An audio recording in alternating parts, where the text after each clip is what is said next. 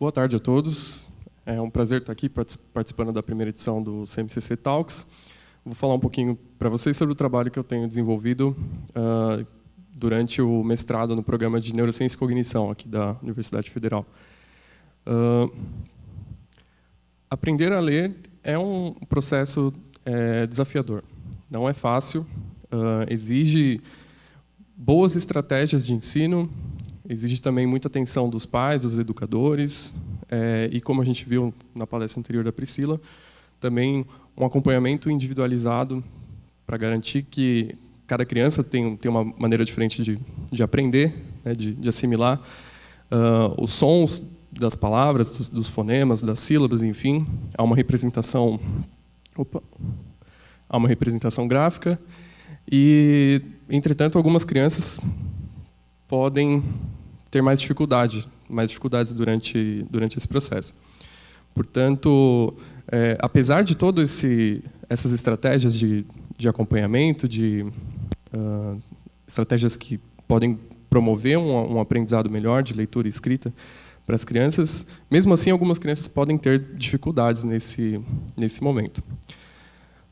Quando essas crianças têm dificuldades, dentro da escola pode acontecer um encaminhamento, né, para que seja feita uma avaliação com aquela criança. A partir dessa avaliação multidisciplinar, podem ser escolhidas estratégias de intervenção, e aí, após essa intervenção, também deve-se avaliar novamente essa criança para investigar se houve aí uma melhora, né, se a gente conseguiu colocar ela de volta num caminho adequado de aprendizagem.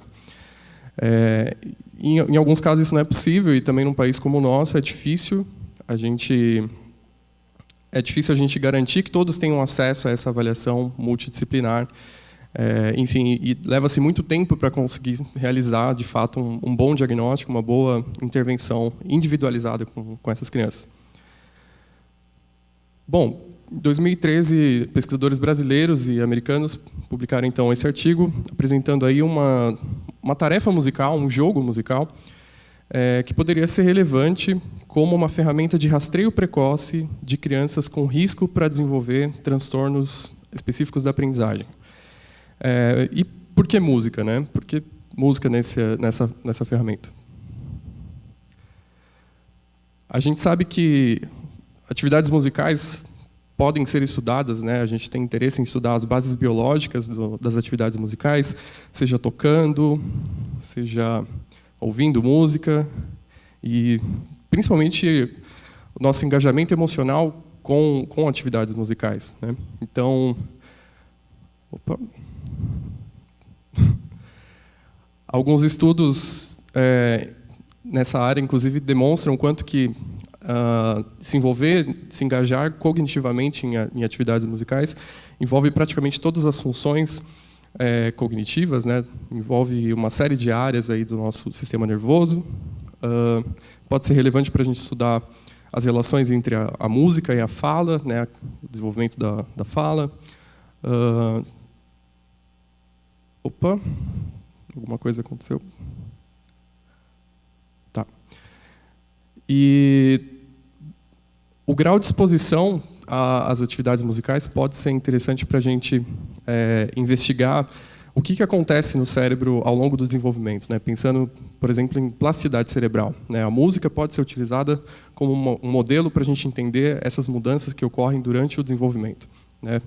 Além disso, a música tem também uma complexidade grande dos seus estímulos, né? Se a gente pensar nos diferentes timbres, gêneros, e o quanto que a gente consegue isolar esses aspectos durante uma pesquisa para entender o papel dessa informação no nosso desenvolvimento.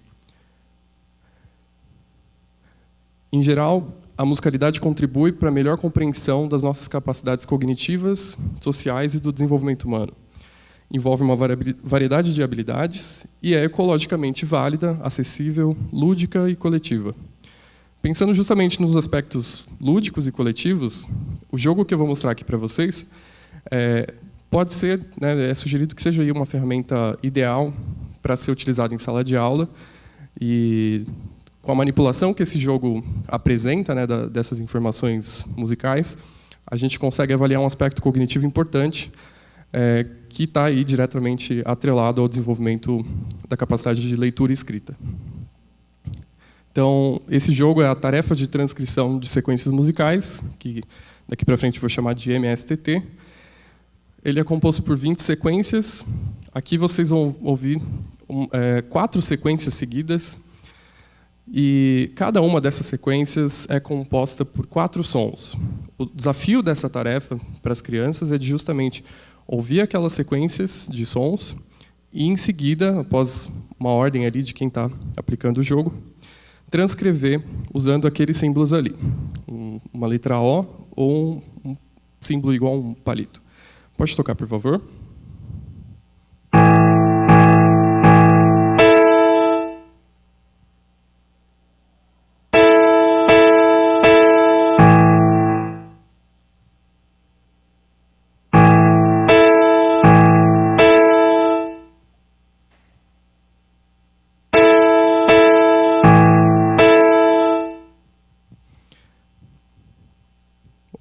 Ué.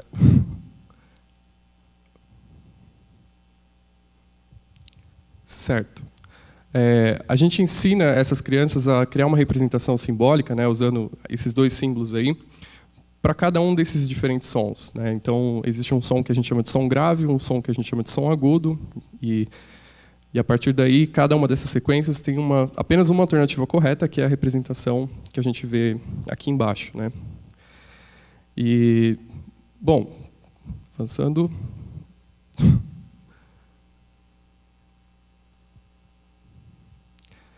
O nosso trabalho durante o mestrado aqui na neurociência foi de replicar esse estudo.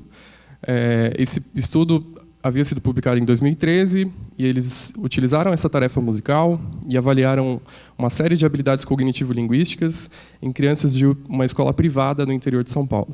E eles encontraram aí essa importante associação entre essas habilidades linguísticas, cognitivo-linguísticas, e a tarefa musical. Uma vantagem dessa tarefa é a aplicação coletiva, né, no contexto da sala de aula, então uma aplicação ecologicamente válida para ser utilizada.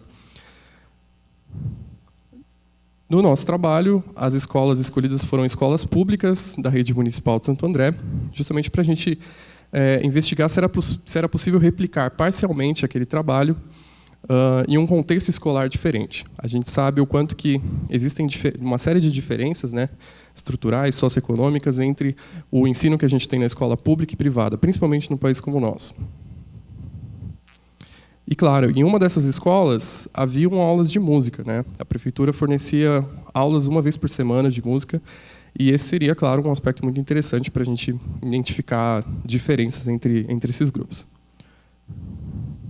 Estou com medo de apertar isso aqui. Certo. Então, nós utilizamos uma variedade de tarefas musicais, a tarefa MSTT e tarefas da bateria Montreal para avaliação de habilidades musicais, que é uma bateria que apresenta tarefas de discriminação de melodias e de ritmo, e uma série de tarefas cognitivo-linguísticas, além de um teste não verbal de inteligência adequado para essa população. Em síntese, nós não encontramos nenhuma diferença entre a escola pública que tinha aulas de música uma vez por semana e a escola que não recebia aulas de música.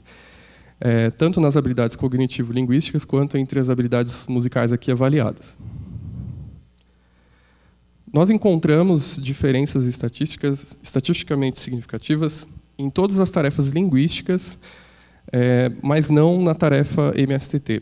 Isso comparando os alunos da rede pública, aqui de Santo André, com os alunos da rede privada do estudo original que eu venho aqui apresentando para vocês.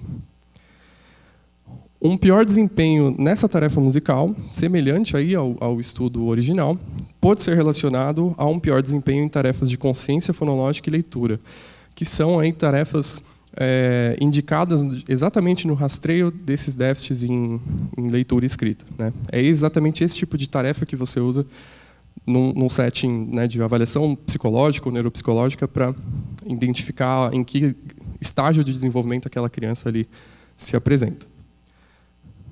E um pior desempenho em uma habilidade ritmo, uma tarefa de discriminação de ritmos, né, essa tarefa da bateria Montreal, pode ser associado a um pior desempenho uma tarefa de nomeação rápida automatizada, que é uma tarefa muito utilizada também no rastreio desses distúrbios de aprendizagem, que envolve aí um aspecto importante de velocidade de processamento e acesso ao léxico, né? Acesso àquela informação ali na memória.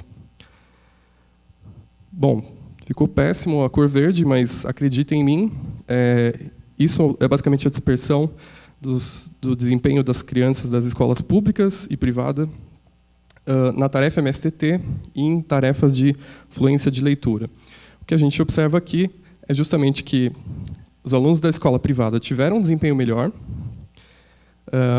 tanto a escola pública quanto a privada apresenta aí uma correlação, né, entre o desempenho nessas duas tarefas, mas não é significativa a diferença entre essas escola pública e escola privada.